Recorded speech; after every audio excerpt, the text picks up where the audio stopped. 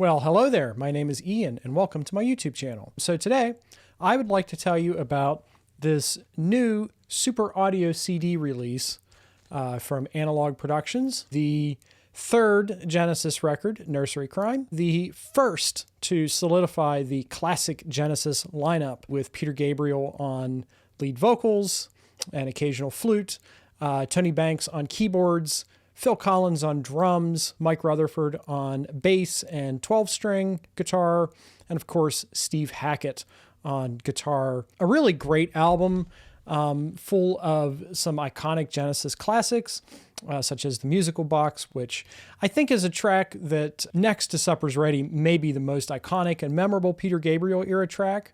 But you also have songs like The Return of the Giant Hogweed, and the concert staple, The Fountain of Salmacis. I happen to love the whole record, even a short and bittersweet track like For Absent Friends, or indeed even the epic and Procol Harum-esque Seven Stones. This is Genesis truly solidifying their voice, finding a place within the so-called progressive rock genre, and showing that there's more to them than the pastoral side of an album like Trespass. Great album. I really enjoyed revisiting this over the past couple of days. I want to talk to you about this new master and why I think it's incredible and why I think it beats out all previous editions of the album, or at least the ones that I've owned. And in addition to the 3 versions that I'm about to show you, I have also owned and heard this on vinyl.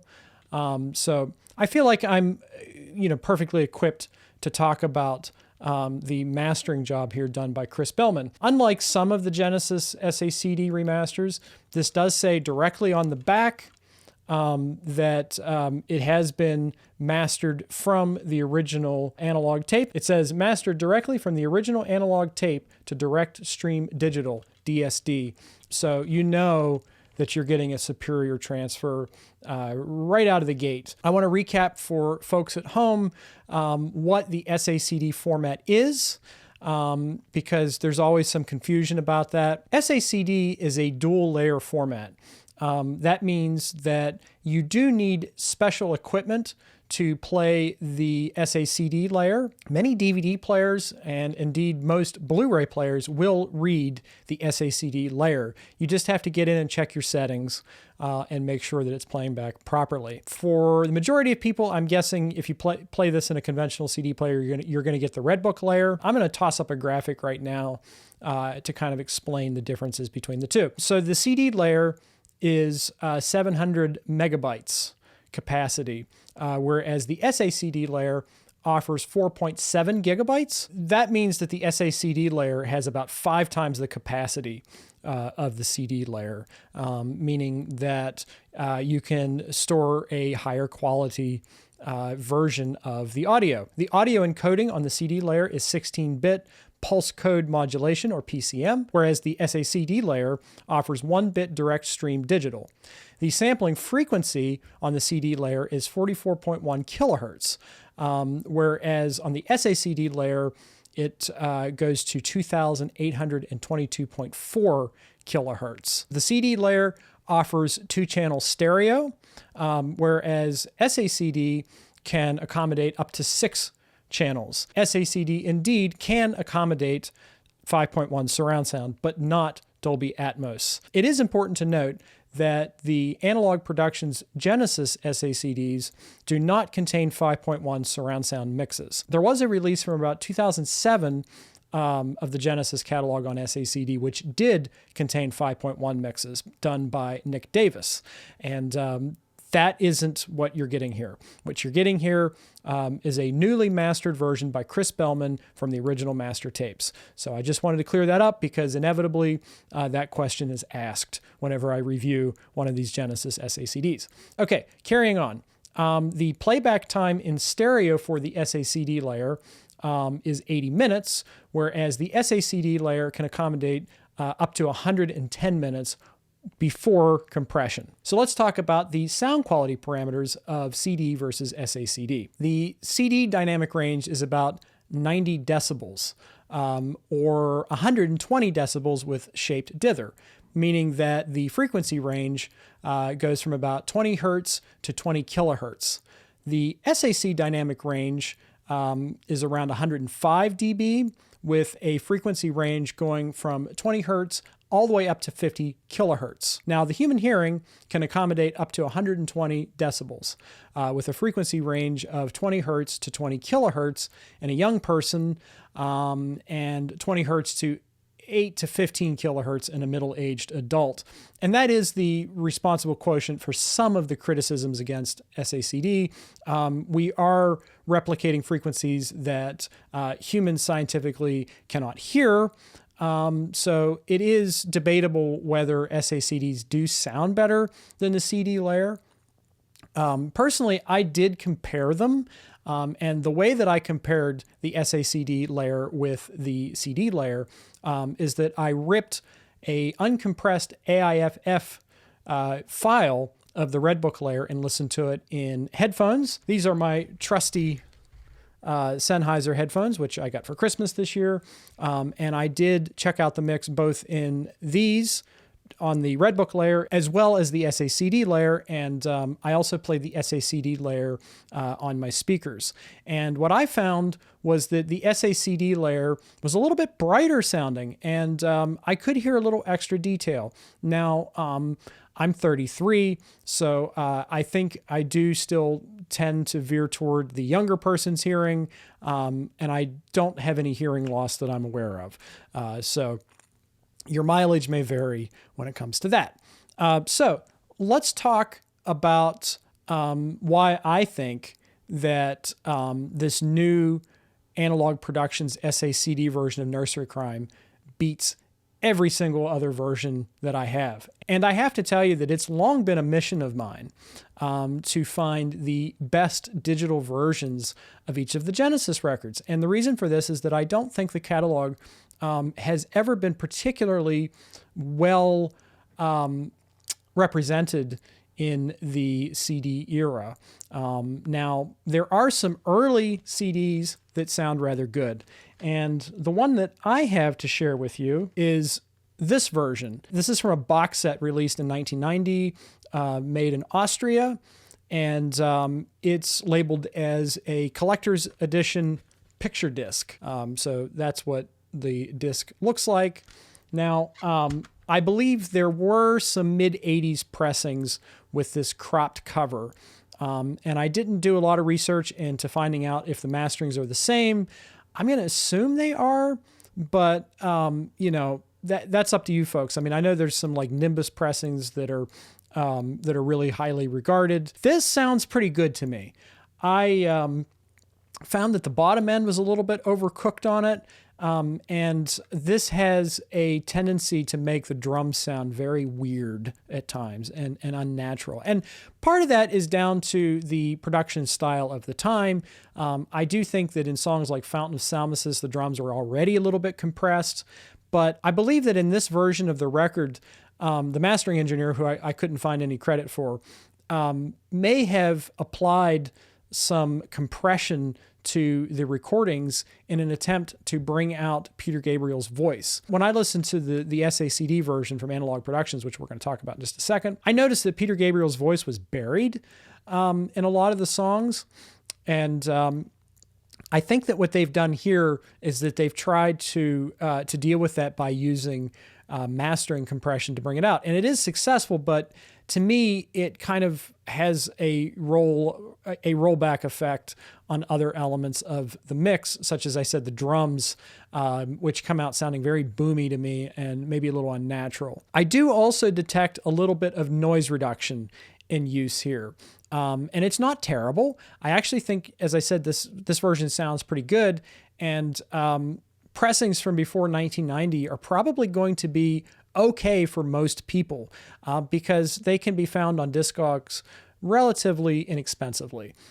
So if you're just interested in hearing the best digital version of the album and you're not looking to pay in excess of $50 or indeed import it if you live outside of the United States, which I totally understand, a version pre-1990 might be the best option for you. Now, Compared to the new Analogue Productions SACD version, again, I found the mastering compression a little heavy-handed, and I felt that it had the adverse effect on the drums, especially sounding a little bit strange. And I can't quite explain what I'm hearing here, but it's like boomy and unnatural. And again, like part of that is down to the production of the actual record. This is a very primitive sounding record, in my opinion, especially compared to some of the later Genesis records, especially The Lamb Lies Down on Broadway forward. But again, like if you're trying to save some money, or you're trying to find the best digital version and you don't want to import the Analogue Productions version, I think this is pretty good. You really can't go wrong with it. Now, here's my second version of the album. This is the definitive edition remaster released by Atlantic Recordings in about 1994, I believe. I saw that as probably the most common date for this series. And this was the version of the album that I heard first, and it's the one that I'm most familiar with. It was mastered by Nick Davis, who is a controversial figure in the Genesis fandom. And it's really a shame because Nick Davis has done some really stellar work for bands like XTC and the Apple Venus records. He did a really nice job, and I think won an award for his work on Marillion's Season's End, which is a fantastic sounding record. Now, he mastered this. It is the original mix. And as far as dynamics go, and in terms of the instrumentation sounding natural, I do prefer this in some ways to this Austrian pressing. Now, what really kills this version of the album for me is the heavy reliance on noise reduction. And to me, it sucks the air completely out of the recording. It makes it sound really dull, and it's just unappealing to listen to. So of the two, I prefer, again, the 1990 pressing.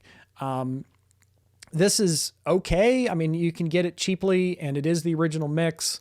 But that lack of tape hiss really sterilizes the recording for me. I found it difficult to listen to, especially after hearing the Analogue Productions SACD, which we'll talk about in just a second. The third version that I would like to talk about, this is the Nick Davis remix from 2007, and this was available as part of the Peter Gabriel Years box set. So basically, it's the run from Trespass through The Lamb Lies Down on Broadway. Boy, do I have some thoughts on this version. For one thing, I do think that Nick Davis did a nice job of the positioning of the instrumentation in the 5.1 mix. The acoustic guitars and different keyboard tracks are evenly spread out in a way that you can discern little details, which is something I really appreciate. And especially the backing vocals I find are really well served by this. You can really pick out what's going on. But the downside is the heavy use of compression across all tracks. It's not just mastering compression. It's clearly been applied to the individual tracks. And I think Peter Gabriel's voice particularly suffers on this album. It just sounds like the life has been drained from it. And the dynamics are just shot. They're non-existent. Every song seems to just follow the same dynamic. And this really ruins for me a song like The Musical Box, which is all about the contrast between the pastoral acoustic sections and the more hard rock, the more violent sections of the piece, we'll say. And another thing I find really disappointing about Nick Davis's remix is that there's a lot of moments in this album, and I'm talking about the original mix, where the band were experimenting with stereo panning. I'm thinking about like Steve Hackett's solo in The Musical Box. I'm thinking about the opening of The Return of the Giant Hogweed, where it starts in mono and then expands to stereo. Or indeed, even the opening of Harold the Barrel, where it starts in mono and then expands to stereo. And I think it would have been nice had Nick Davis honored these original 1971 mixing choices, because in surround sound, he could have really opened that up. He could have started it in mono and then broken out the song into 5.1. It would have been the aural equivalent of transitioning from black and white to color in The Wizard of Oz to me. And I find that a missed opportunity. Ultimately, my issue with Nick Davis's remixes is that he tries to modernize them too much. And I don't have the later box sets, but I have a feeling that his mixing style is better served for albums like Duke, the self-titled album from 1983, or indeed even Invisible Touch. And I think Davis did work on one or two Genesis records like We Can't Dance. The point here is that I think his mixing style would be a better fit for the later albums, whereas these earlier albums, I would really like to hear Stephen W. Taylor have a shot at the mix, because they were recorded in Trident. At least this one was recorded at Trident Studios, and Stephen W. Taylor got his start at Trident, so he would know what effects and consoles were in use in the early 70s, and I think Stephen W. Taylor would do a wonderful job with this material. So on to the fourth and final version of the record, and that's, of course, the new 2026 Analogue Productions SACD version, mastered by the ever-dependable Chris Bellman. Now, the operative words here are dynamics, clarity, punch, nuance. It's very natural sounding to me, is the thing. And you may notice if you put this on, especially compared to the Austrian pressing that I referred to, you may notice right away that you have to turn up your volume a little bit to get the same performance out of it. And that to me is a sign right from the beginning that we're in good hands, because that means the dynamic range has been preserved. Just take a listen to a track like The Fountain of Salmacis, where you have that very King Crimson-esque mellotron swirl. It's like a dynamic swirl. And of all the versions of this record, this is the one that left me the most white-knuckled during those mellotron swirls. And I just couldn't believe the volume that I was getting out of this disc. And that's just playing it at an even level throughout. The dynamic contrast was just, quite frankly, astonishing. I was able to notice so many details in this recording I've never picked up on before. Like Mike Rutherford's Taurus pedals in Seven Stones is really a cool moment. Of course, I hear it on every version now, but I'd never noticed it before. It was also nice to hear detail in the background vocals. Like I hear a lot more of Tony Banks singing across the record. A song like Harlequin seems like it's Tony, Phil, and Peter singing together in an almost Beach Boys type way. Which I thought was really, really beautiful. You're going to hear, of course, the limitations of the source. It sounds like an album that was recorded in 1971, but it should sound like an album that was recorded in 1971. My primary criticism against the Nick Davis remixes is that he tried to modernize them too much. And this sounds like, to me, like what it must have sounded like to hear the master tape at Trident. I imagine this is very close to what they heard, and it sounds terrific. I really have nothing but praise to lavish on this version of the record. And indeed, if any mastering compression or noise reduction was utilized, I noticed no signs of it. But what I do notice is a very tight bottom end, sections like the drum and bass interactions, again, in The Fountain of Salmacis, are really a standout point. And the album's very crankable. You can turn it up without distorting.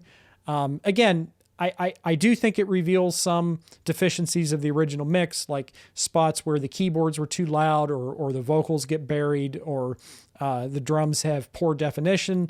I just think that compared to the others, Chris Bellman did the best he could possibly do with what he had to work with. To me, it joins the ranks of Analogue Productions masters of the Foxtrot album, The Lamb Lies Down on Broadway, and Selling England by the Pound, and indeed A Trick of the Tail, as being the best digital versions of these Genesis records. And, I'll probably sell all those older versions that I have, because this is the one I'm going to be revisiting from now on. Now it's your turn.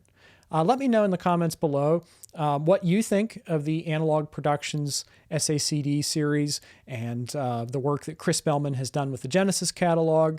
Let me know if you intend to pick this up based on my recommendation.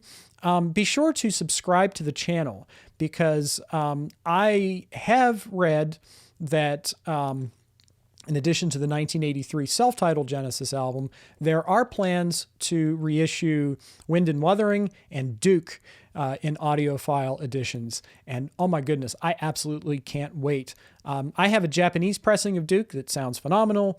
I'm guessing that it's probably not going to sound too much better than that, but we'll see. However, Wind and Wuthering is long overdue for an excellent digital version. So that's the one that I'm most looking forward to. And the only way to keep up with my reviews of the Genesis SACDs from Analogue Productions is by subscribing to the channel. And above all else, I would really appreciate it. So I want to thank you for sticking around. Don't forget to leave me a comment below. And as for me, I'm back to work. So thanks for watching, and we'll talk real soon. All right, take care. Bye-bye.